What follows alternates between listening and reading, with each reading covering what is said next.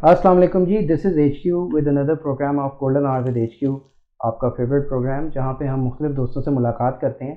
और आज हम एक ऐसी पर्सनैलिटी के साथ हैं who is multi talented, who has changed the norms, who has moved from finance towards H R, कभी प्लानिंग, कभी बजटिंग, कभी टैक्स और अब एच आर।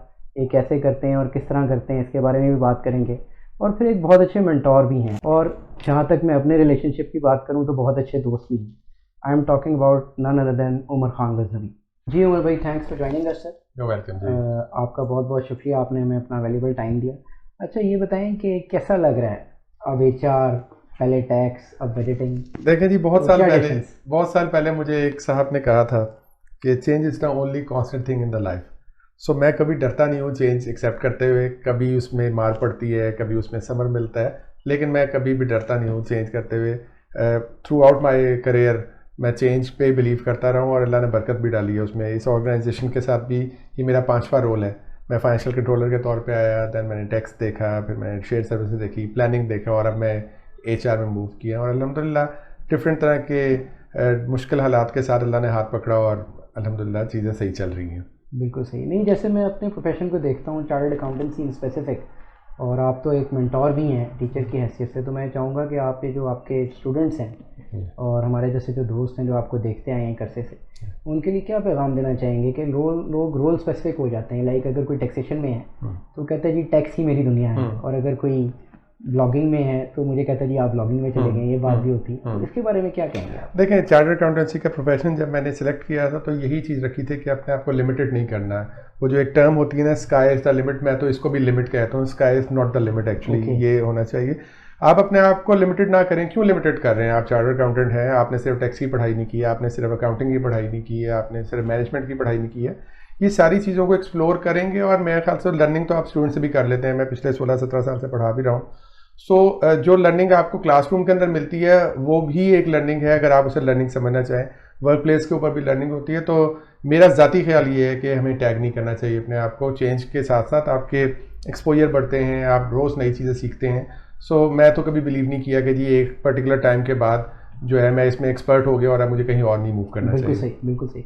अच्छा, मैं ये हर मेंटोर से सवाल करता हूँ जो भी मेरा मेंटोर रह चुका है या वो is being one senior in this program, जब भी वो आते हैं तो आपसे भी यही सवाल करूंगा कि मेंटोर जो है, बेसिकली मेंटोर इन स्पेसिफिक, इस टर्म को आप किस तरह लेते हैं? और जो आज का मेंटोर है उसमें आप शायद मेरी बात को माने कि आज के मेंटोर में और पहले के मेंटोर में जो एक डिफरेंस आ रहा है उसके बारे में अगर कुछ कमेंट करें। देखें, बात आपकी जो है इसका सिंपल सा आंसर ये है कि मेंटोर वो है जो अपने वर्ड्स के साथ अपने एक्शंस को भी लेके चले। मैं अगर अपनी बात करूं तो मेरी लाइफ के अंदर जो मेरे मेंटोर रहे या जिन से सीख के मैं आगे लाइफ में लेके चला, जो मैं बच्चों को आज भी बता रहा होता हूँ कि आपके जो एक्शंस हैं वो आपके वर्ड्स के साथ अगर मैच नहीं कर रहे तो मेंटरिंग का कोई फ़ायदा नहीं है। आप अगर एक चीज़ नहीं बिलीव करते हैं तो आप लोगों को उसको बिलीव करने के लिए ना कहें, और अगर आप एक चीज़ पे खुद बिलीव करते हैं तो फिर आपके एक्शन जो हैं वो खुद ही स्पीक करने चाहिए कि जी आप उस चीज़ के ऊपर जो बिलीव है आपका वो करें। मेरा जो एक स्टूडेंट्स को भी होता है, आजकल के बच्चे बहुत जल्दी बहुत कुछ हासिल करने की ख्वाहिश रखते हैं कि बस सब कुछ जल्दी जल्दी हो जाए। एक्सपीरियंस का कोई नेबल बदल नहीं है। और जो वो एक टर्म है ना कि जो चीज़ें आप मार खा के सीखते हैं वो बादाम खा के नहीं सीख सकते। एब्सोल्युटली, एब्सोल्युटली, बिल्कुल सही। अच्छा, एक चीज़ बताइएगा उमर भाई कि जो आपने जैसे बात की कि जैसे आप कहते हैं रोल चेंज किया, you were financial controller, then you came into taxation, then you went to budgeting, और नाउ आप एचआर में हैं। तो आप इस चीज़ को, एक तो आपका वेरिएशन हैं, लेकिन इसमें एक और कॉन्सेप्ट भी आता है कि we can be the CEO. Basically जब चार्टर्ड अकाउंटेंसी की बात आती है तो बड़ा अनफॉर्चुनेटली मुझे कहना पड़ता है हमारे दोस्त जो हैं वो लिमिटेड हो जाते हैं up till the extent of being a CFO और इन द फाइनेंस फंक्शन। तो इसके बारे में आप क्या कहेंगे कि can we be the CEO, और इसको किस तरह से लेके चलना चाहिए इसको? एब्सोल्युटली जी, मैं अभी स्टूडेंट्स को भी यही बात कर रहा होता हूँ, अपने दोस्तों को भी यही कह रहा होता हूँ कि चार्टर्ड अकाउंटेंसी जो आज से 20 साल पहले थी, अब वो कॉन्सेप्ट बदलता चला जा रहा है। We were not good in selling our self initially, जब हमने भी देखा था। आज के उमर खान में और आज से 20 साल के उमर खान में जो एक मेजर फ़र्क आ रहा है, मैं अब नॉर्मली अपने आप को सेल करने की पोजीशन में आ गया हूँ। पहले ये नहीं होता था। We were good at desk, but जब हम बात करते थे तो हमें दूसरे प्रोफेशन के लोग इसलिए पीछे छोड़ते थे कि हम शायद कम्युनिकेशन में इतने अच्छे नहीं होते थे। तो सीएफओ बनना तो मेरा एम शायद कभी होता होगा, बहुत सालों से नहीं रहा। I want to be a good business leader. और बिजनेस लीडर जो है वो CFO तक लिमिटेड नहीं रहता। यस, फाइनेंस एक बहुत अच्छा मेरा फोटे है, मैं उसे कभी छोड़ूंगा नहीं, लेकिन इस फाइनेंस को बेस बना के आगे जाना यही मेरा एम्बिशन भी है। इसलिए मैं अपने आप को लिमिटेड नहीं रख रहा एक फंक्शन के लिए। ये जो मेरी फंक्शनल रोटेशन है ये भी उसी का ही पार्ट है। अच्छा, just out of my head I would want to ask you कि अभी जो हालात प्रोफेशन के चल रहे हैं, जिस तरह डाटा एनालिटिक्स आ रहा है, artificial intelligence is there, the world is changing, do you think we are ready? अगर आप एज अ नेशन बात करें या एज अ कंट्री बात करें तो yes, we are not that much ready जो हमें रिक्वायर होना चाहिए था। इंस्टीट्यूट भी अभी जो है उसको भी अब सीरियस सेक्शन लेने चाहिए, कोर्स कंटेंट्स को भी करना चाहिए। मोस्टली क्वालिफाइड चार्टर्ड अकाउंटेंट जो हैं वो बहुत पीछे रहते हैं एकेडमिक्स में, क्योंकि वंस वो क्वालिफाई कर लेते हैं तो फिर किताबों से पाला नहीं पड़ता। मैं आपको एग्जांपल्स दूं कि ऑर्गेनाइजेशन में बहुत सारे ऐसे चार्टर्ड अकाउंटेंट हैं जिनको अपनी रिटर्न भी नहीं भरनी आती हैं। तो डेटा एनालिटिक्स या जो जिस तरह आप डिजिटल होते चले जा रहे हैं, ICAP को भी सीरियसली देखना चाहिए कि हमारे जो क्वालिफाइड चार्टर्ड अकाउंटेंट्स हैं, कि वो बच्चे जो भी बन रहे हैं उनको कैसे आप दुनिया के बराबर करेंगे, अदरवाइज हम वाकई पीछे रह जाएंगे। अच्छा, एक और पॉइंट जो मैं आपके अंदर देखता हूँ, जैसे आपने कहा कि मैंने हार्वर्ड के कोर्सेज किए और जो आपने अपने ऑर्गेनाइजेशन का जो एक बेनिफिट लिया कि बीइंग इन दिस ऑर्गेनाइजेशन आपने अपने आप को इंटरनली ग्रो किया बाय डूइंग वेरियस थिंग्स। अब ये मुझे बताइएगा कि ये जो एक माइंड सेट है हमारा और काफ़ी अर्से से रहा है, अब कुछ यंगस्टर्स में है, कुछ में नहीं भी है, कि वो चार्टर्ड अकाउंटेंट बनने के बाद कहते हैं okay it's a full stop, there is nothing beyond. तो how do you see that we should go beyond? देखिए, चार्टर्ड अकाउंटेंसी जो है वो एक वीज़ा है, एक पासपोर्ट है आपको ऑर्गेनाइजेशन के अंदर ले जाने का। उसके बाद दौड़ आपकी अपनी अपनी है। और मेरा हमेशा ये बिलीव रहा है कि आप जहाँ से शुरू करते हैं, अगर आपने उसी को बेस बना के अपना करियर खत्म करना, फिर चार्टर्ड अकाउंटेंसी की भी जरूरत नहीं थी, आप कुछ और कर लेते। सो वंस आप इस लाइन में आते हैं और इस लाइन में आके ये सोचते हैं कि जी अब तो मेरा स्टार्ट हुआ है, क्योंकि मैं ऑर्गेनाइजेशन के एंटर अपने इस पासपोर्ट पे हो गया हूँ, अगर मैंने अपने आप को इम्प्रूव नहीं किया over the period of time, तो शायद मेरी बड़ी लिमिटेड सी ग्रोथ होगी, या शायद मैं वहाँ पे ना पहुँच पाऊँ जहाँ मैं पहुँचना चाहता था या मैं पहुँच सकता था।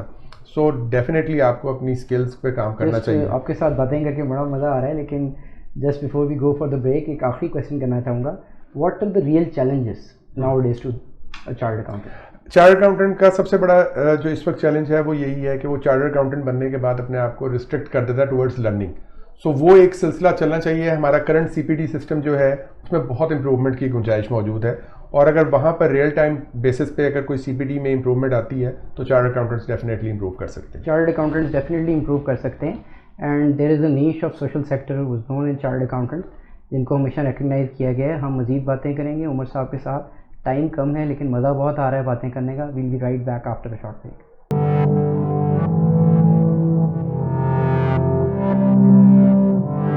जी, we are back after the break, और अब हम अपना सेशन स्टार्ट करने लगे हैं जो लोगों को बहुत पसंद है, दोस्तों को बहुत पसंद है, and that is the other side.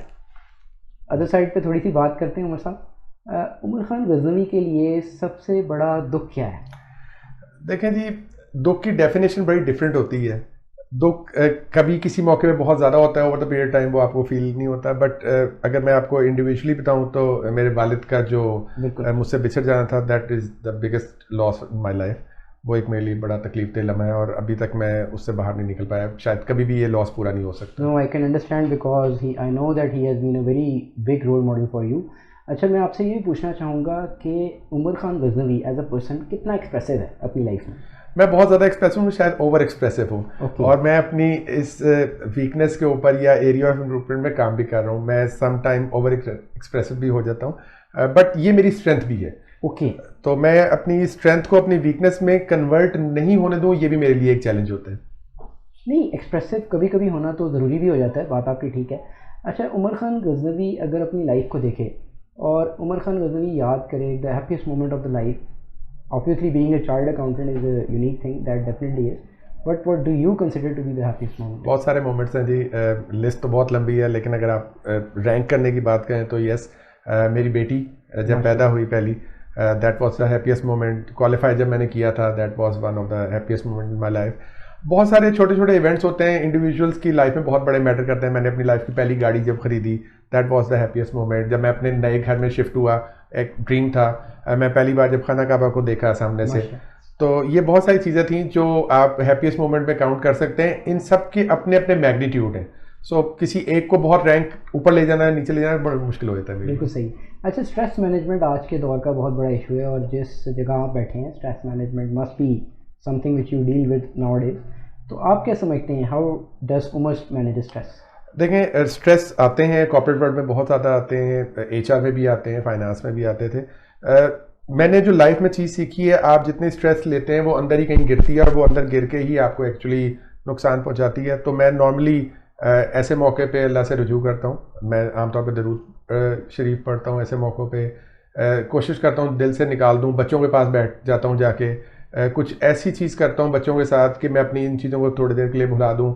कोशिश करता हूँ नींद ले लूँ, एक लंबी स्लीप एक हो जाए मेरे साथ। कोशिश ये करता हूँ नमाज़ पढ़ के कोई दुआ मांग लूँ। तो अल्लाह से जब रुजू किया, अल्लाह ने कोई ना कोई राह भी दिखाई है। One last question of the session, how important it is to maintain the balance in life, work place and everything? देखें जी, लाइफ में एक दफ़ा ही मिलनी है और मेरा ये मानना है कि ये जितनी क्वालिफिकेशन, जितनी अर्निंग, जितनी सब चीज़ें हैं, ये आपने अपने लिए ही करनी है। आपके बाद आपको कोई याद नहीं रखेगा। द मोमेंट आप यहाँ से डिसअपेयर होंगे, लोग आपको भूल जाते हैं। सो जो आपके प्यारे हैं, जैसे आपके पेरेंट्स हैं, आपके बच्चे हैं, आपकी वाइफ हैं, आपके सिबलिंग्स हैं, मैं उनको कोशिश करता हूँ पूरा टाइम दूँ। मैं अगर मुझे कभी फील होता है कि मैं कुछ मिसमैच कर रहा हूँ तो मैं इंटेंशली बच्चों के साथ बैठ के उनके होमवर्क देखना शुरू कर देता हूँ, उनको पार्क में ले जाता हूँ, उनके साथ साइकिलिंग करता हूँ। क्योंकि मेरा ये पर्सनली मानना है कि ये सब चीज़ें जो हैं ये आपकी इन अर्निंग्स, इन क्वालिफिकेशन, इन सब चीज़ों से कहीं थोड़ा ऊपर ही है ये। बिल्कुल सही, बिल्कुल सही। चलिए जी, we had a brilliant session of the other side, we'll come back after short break.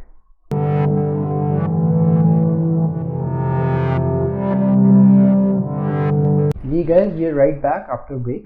जी उमर भाई, आपने जैसे देखा है आपके हर एक के लाइफ में टर्निंग पॉइंट्स होते हैं, और पर्सनली मैं क्योंकि कमेंट यहाँ पे इसलिए कर रहा हूँ कि थोड़ा मुझे तो पता है आपके टर्निंग पॉइंट का, तो how difficult the decision was, and I know, as far as I know, it is a very bold decision. So what do you feel about it, कैसा लगता है? प्राइमरीली जब मैंने पाकिस्तान क्रिकेट बोर्ड छोड़ा, और उस वक्त मैं पाकिस्तान क्रिकेट बोर्ड का one of the powerful GM में था, जीएम फाइनेंस और अकाउंट्स में देख रहा था, बहुत सारी कमेटीज़ में मैं था। वो डिसीजन मेरे लिए मेरा टर्निंग पॉइंट भी है, मेरे लिए one of the most bold decision भी है of my career. Pakistan cricket board तक जब तक मेरी लाइफ करियर की रही है तो मैं बहुत स्मूथ सेलिंग करता रहा हूँ, ऊपर ऊपर जिसे कहते हैं तैरना, कभी डीप डाइव नहीं की थी। और वहाँ से करके फिर रियल कॉर्पोरेट वर्ल्ड जब मैं आया हूँ तो नेचुरली बहुत चैलेंजेस आए मुझे। उनमें चैलेंजेस ये भी थे कि एक बहुत बड़े रूम से निकल के एक वर्क स्टेशन के ऊपर आना, बहुत सारी रिपोर्टिंग से लेके लिमिटेड लोगों की रिपोर्टिंग में आना, प्लस चैलेंजेस बहुत ज़्यादा थे। पीसीबी में उस तरह के चैलेंजेस नहीं थे। सो वो तब जाके कुछ आइडिया आया लाइफ में कि लाइफ उतनी भी आसान नहीं होती है, या जॉब उतनी भी आसान नहीं होती है, करियर उतना आसान भी नहीं होता है। ये डिसीजन भी मैंने शायद इसीलिए लिया था, और मेरी इनर फीलिंग भी यही थी कि शायद मुझे जंग लगता जा रहा over the period of time.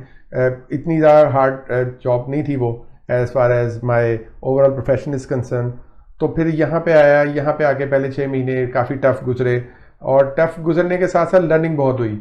और ये वो पॉइंट था जहाँ फिर आके फिर मैंने देखा कि करियर में ऊपर जाने वाले लोगों को क्या क्या चैलेंजेस फेस होते हैं, और फिर उन चैलेंजेस से फिर वो अपनी इमारत खड़ी कैसे कर रहे होते हैं। तो that was the turning point of my career. बिल्कुल सही। तो आप क्या कहना चाहेंगे, जो बोल्ड डिसीजन आपने लिया, या मेरे ख्याल में सबको लेना चाहिए once you come in your career, तो उसको किस लिहाज से देखेंगे? और एक और यहाँ पे एक, क्योंकि बोल्ड डिसीजन इसलिए भी कहूँगा कि you were very young and that was a glamorous situation being in PCB, तो इसके ऊपर भी थोड़ा सा अगर ब्रीफली कमेंट करें। आप सही कह रहे हैं, I was the youngest GM at Pakistan cricket board, और बहुत ग्लैमरस था, बड़ा प्रोटोकॉल मिलता था। आप अक्सर टेलीविजन पे आ जाते थे, फिर आपको एयरपोर्ट में बड़ा प्रोटोकॉल मिलता था, गाड़ी आपकी बड़ी तेज़ी से निकल जाया करती थी। बट ये सारी चीज़ें अपनी जगह थी, आहिस्ते आहिस्ते इनकी अट्रैक्शन ख़त्म होना शुरू हो गई थी। और the real part of thing कि चार्टर्ड अकाउंटेंट आप बने क्यों थे, क्या आप इसलिए बने थे या किसी और काम के लिए बने थे? तो ये चीज़ें मुझे अंदर से, वो एक जैसे कहते हैं कीड़ा होता है, वो आपको तंग कर रहा होता है। तो मुझे भी ये तंग करना शुरू हुआ है, और अल्हम्दुलिल्लाह शुरू में मैं समझता था शायद मैं गलत कर बैठा हूँ ये अपनी लाइफ में, बट अल्लाह जो कराता है बेहतर कराता है। मेरा ये बड़ा प्योर मानना है, और प्लस मेरा एक और बिलीफ भी है कि आपका रिस्क आपको खुद खींचता है। तो मेरा रिस्क यहाँ लिखा हुआ था, मुझे खींच रहा था। आप इस पर फर्म बिलीव करें, और फिर आपको पता है आपको जो रिस्क लिखा हो उससे ज़्यादा मिलना नहीं है, तो फिर उसको हलाल करें और उसको कोशिश करें और सोचें। मैं अल्लाह मियाँ से अक्सर डिस्कशन कर रहा होता हूँ इस तरह कि अल्लाह मियाँ आज ये मेरे साथ जो हुआ है, या जो मैं यहाँ पे आ गया हूँ, ये मैं क्यों आया हूँ? तो मुझे उसके जवाब मिलते हैं, कभी जल्दी मिलते हैं, कभी लेट मिलते हैं, बट मैं अल्लाह से अक्सर ये डिस्कशन करता रहता हूँ कि जी आज अगर मैं एचआर में आया हूँ तो मैं क्यों आया हूँ? अल्लाह मियाँ लेकर आया है, तो अब मैं लेकर आया हूँ, तो अल्लाह मियाँ इज्जत भी तुम्हें रखनी है, तो अल्लाह ने हमेशा हाथ पकड़ा है, मुश्किल से निकाला है। बिल्कुल सही, शुक्र अल्लाह। अच्छा, जो एंटरप्रेन्योर का कॉन्सेप्ट है, और आप जैसे you have been in industry for such a long time, तो बीइंग द इंडस्ट्री प्रोडक्ट और इंडस्ट्री को आप रिप्रेजेंट कर रहे हैं कैसे से, आप कैसे देखते हैं कि जो एंटरप्रेन्योर का कॉन्सेप्ट है ओवर द इयर्स पाकिस्तान को लेके, स्पेशली इन आवर कंट्री, कैसे इवॉल्व हुआ है, और आप जो हमारे आने वाली यंग जनरेशन जो इस कॉन्सेप्ट को देखती भी है और कुछ इस तरफ आना भी चाहते हैं, उसके बारे में क्या कहेंगे? देखें जी, हमारे ज़माने में उतनी ज़्यादा एक्सपोजर नहीं होता था जितना अब बच्चों के पास है। मुझसे अगर मेरा ज़ाती मशवरा पूछें तो मैं एंटरप्रेन्योरशिप को बहुत ज़्यादा पसंद करता हूँ। शायद सैलरीड पर्सन एक डरपोक इंसान होता है। Over the period of time जैसे ही आप 6 फिगर में आते हैं, फिर 6 से 7 फिगर्स में आते हैं, तो आपके साथ एक डर भी एसोसिएट हो जाता है कि जी जब आप सोचना शुरू करते हैं कि मैं अपना कुछ करूं, तो अचानक आपको एक SMS आता है और आपको सैलरी जो आपके अकाउंट में ट्रांसफ़र होने का मैसेज मिलता है और आप वहाँ ठंडे हो जाते हैं। फिर आप ऐसा करते हैं। लेकिन मैं यंग जनरेशन को या अपने दोस्तों को जो एंटरप्रेन्योरशिप की तरफ जाते हैं उनको हमेशा इनकरेज करता हूँ, डिस्पाइट द फैक्ट कि मैं खुद एंटरप्रेन्योर नहीं बन सका। लेकिन मुझे भी अगर अल्लाह ने कभी मौका दिया तो मैं ये अपॉर्चुनिटी छोड़ूंगा नहीं। तो एंटरप्रेन्योरशिप यंग जनरेशन या हमारे साथ के जो लोग हैं, अगर कोई जाना चाहता है तो I definitely encourage them to go in it. अच्छा, this question I don't know why I've tried to not ask, but I have to ask because I know this is very close to your heart as well as my heart, because you belong to the generation कि जब as a young chartered accountant आपने qualify किया, मैंने भी जब qualify किया मुझे याद है, हमारे लिए एक बहुत बड़ी problem थी, if you do not have white hairs you are not recognized as a true professional। तो आज की डेट में तो ये चीज़ उस तरह शायद नहीं है, लेकिन आप क्या समझते हैं हमारे जो यंगस्टर्स हैं, जो बहुत सारे हमारे दोस्त ऐसे भी हैं जो गोल्ड मेडलिस्ट भी हैं कैफ के इस डे के और यंग हैं और वो इंडस्ट्री में आते हैं, तो how to get rid of it? Concept बिल्कुल आपका ठीक है जी। मैं आज तक ये भुगत रहा हूँ। शायद अभी मेरे बालों में आपको उस तरह सफेदी नजर नहीं आ रही होगी, इसलिए लोग मुझे उस तरह। आप बिल्कुल ठीक कह रहे हैं। मैं आपको एक छोटी सी कलर लगाना भी छोड़ देते हैं सर। आप ठीक कह रहे हैं। मैं आपको एक छोटी सी एग्जांपल देता हूँ अपना पर्सनल एक्सपीरियंस। जब मेरा पाकिस्तान क्रिकेट बोर्ड में फर्स्ट डे था तो मुझे वहाँ के CEO वसीम बारी लेके सबके पास लेके जा रहे थे। तो उन्होंने कहा जी ये हमारे नए GM फाइनेंस आए हैं। I was 28 by that time. तो इजाज़ अहमद जो क्रिकेटर हैं वो उस वक्त नेशनल अकेडमी में होते थे, तो उन्होंने इधर उधर देखना शुरू कर दिया कि जी कहाँ हैं GM साहब। तो उन्होंने कहा जी ये खड़े हैं मेरे साथ। तो उन्होंने कहा आप GM हैं, ये उसके छोटे भाई हैं। तो मैंने उन्हें कहा नहीं जी मैं ही GM हूँ। तो उन्होंने कहा यार चार्टर्ड अकाउंटेंट पूरे हैं कि आधे हैं? मैंने कहा नहीं चार्टर्ड अकाउंटेंट पूरा होता है। तो उन्होंने कहा यार बाल तो आपका एक भी सफ़ेद नहीं है और हैं भी पूरे। तो ये वाला कॉन्सेप्ट है, और ये कॉन्सेप्ट इवन इंडस्ट्री में अभी भी पाया जाता है कि एक एज या एक हेयर कलर के साथ आपको टैग कर दिया था कि जब तक उस एज पे नहीं पहुंचेंगे या उस हेयर कलर पे नहीं आएंगे तब तक आपको एक बड़ा रोल नहीं दिया जाएगा। तो ये इंडस्ट्री के अंदर है, एक डिलेमा है। मैं इस चीज़ को मेरे बस में जितना होता है मैं इसे एलिमिनेट करता हूँ, बट अभी भी ये डिलेमा है कि ये इस चीज़ के साथ टैग करते हैं। important because you are also now on the other side ना, basically being an employer side, being the head of TR। तो आप क्या समझते हैं एम्प्लॉयर्स जो प्रोस्पेक्टिव एम्प्लॉयर्स हैं उनके लिए क्या मैसेज देंगे इस बात के लिए? देखिए मैं हमेशा ये मैसेज देता हूँ कि जी आपकी एज जो है these are just numbers. Maturity जो है वो आप 20s में भी ले लेते हैं और नहीं आएगी तो 40s में भी नहीं आएगी। So age should not be the criteria to select. हाँ एक्सपीरियंस ज़रूर मैटर करता है और उसका कोई नेमल बदल नहीं है, आई परफेक्टली एग्रीड। बट अगर आप एक्सपीरियंस की बात करते हैं तो एक्सपीरियंस अपनी जगह, बट एज या आपका हेयर कलर या आपकी ओवर अटायर या आपकी फिजिक जो है that should not be the barrier for your progress. So definitely मैं तो इंकरेज करता हूँ यंग बच्चों को भी कि उनके रोल्स अगर वो डिजर्व करते हैं तो यंग एज में उनको दे देना चाहिए। बिल्कुल सही। अच्छा, one last question for the youngsters out there कि प्रोफेशनली स्ट्रांग होने के लिए मेंटली स्ट्रांग होना कितना ज़रूरी है, और इसके अलावा आप क्या समझते हैं कि क्या ऐसे ट्रेट्स होने चाहिए जिसके ज़रिए हम प्रोफेशनली स्ट्रांग हो सकते हैं? देखें जी मेंटली स्ट्रांग होना तो हर प्रोफेशन के लिए ज़रूरी है, और हमारे प्रोफेशन में तो इसलिए ज़्यादा है क्योंकि आप जिस दिन जिस जगह पे जाके बैठेंगे आपने सिर्फ उस दिन या उससे आगे की लाइफ नहीं लेके चलनी, उससे पीछे की तैयारी करनी है चीज़ें। सो मेंटली स्ट्रांग होना बहुत ज़रूरी है। As far as trades are concern तो देखें ये आपकी बहुत सारी चीज़ों का कॉम्बिनेशन होता है, जैसे कि आपकी स्कूलिंग है, आपकी ग्रूमिंग है, आपकी फैमिली है, आपकी ट्रेनिंग्स हैं, ओवरऑल आपकी पर्सनैलिटी में कितना ठहराव है, आपकी स्पीकिंग पावर कैसी है, लिसनिंग पावर कैसी है, एब्जॉर्बिंग पावर कैसी है। मैंने बहुत सारी चीज़ें अपनी लाइफ में सीखी हैं, वो इस तरह करके गलत करके सीखी हैं, जैसे कि शायद लिसनिंग पावर मेरे में नहीं होती थी उस तरह, एब्जॉर्बिंग पावर नहीं होती थी। सो वो ऐसा ऐसा करके चीज़ें सीखना शुरू की हैं। सो मेंटली टफ होने के लिए आपको बहुत सारी चीज़ें सीखनी पड़ती हैं। इसी बात से एक जाने से पहले एक लास्ट क्वेश्चन पूछ लेते हैं कि how important it is to make a mistake? Very important, और उससे इम्पॉर्टेंट है उस गलती को एक्सेप्ट करना। आप गलतियां करते हैं और उसको एक्सेप्ट करने के बाद जो लर्निंग है वो आप शायद किसी क्लासरूम में बैठ के नहीं कर रहे हो। सो लर्निंग करने के लिए मिस्टेक, और मिस्टेक वही करेगा जो कुछ करेगा। बिल्कुल सही। बिल्कुल तो सही, बिल्कुल सही। It was a pleasure to having you Same on our here. Show. Thank you so much Umar Sahab ji. तो आज के प्रोग्राम का जो है हमारा क्रक्स यही है कि it is important to do the mistake and learn from the mistake. जो आज का हमारा मैसेज है प्रोग्राम का यही है। तो this is me HQ signing off from another brilliant episode of golden hour with HQ।